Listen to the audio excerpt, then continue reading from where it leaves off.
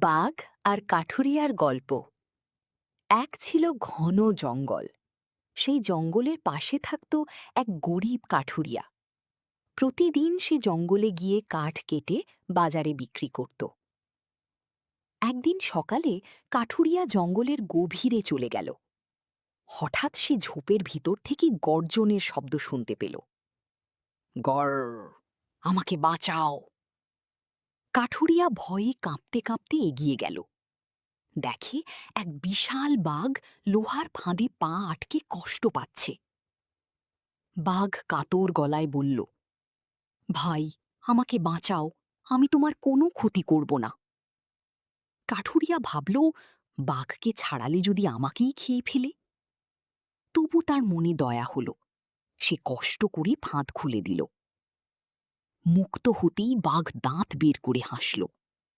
আমি খুব ক্ষুধার্ত, এখন তোমাকেই খাবো। কাঠুরিয়া ভয়ে বলল, এটা কেমন কথা? আমি তো তোমাকে বাঁচালাম। বাঘ গর্জে উঠল, জঙ্গলের নিয়মই এটাই। ঠিক তখন পাশ দিয়ে এক চালাক শিয়াল যাচ্ছিল। সে সব শুনে বলল, আমি বিশ্বাস করছি না, এত বড় বাঘ এত ছোট ফাঁদে আটকা পড়েছিল। বাঘ রেগে বলল, চোখে দেখাতে হবে নাকি? শিয়াল বলল, হ্যাঁ, দেখাও তো। বাঘ আবার ফাঁদের ভিতরে ঢুকতেই শিয়াল দ্রুত ফাঁদ বন্ধ করে দিল। শিয়াল হাসতে হাসতে বলল, যে উপকারের মূল্য বোঝে না তার এই শাস্তিই প্রাপ্য।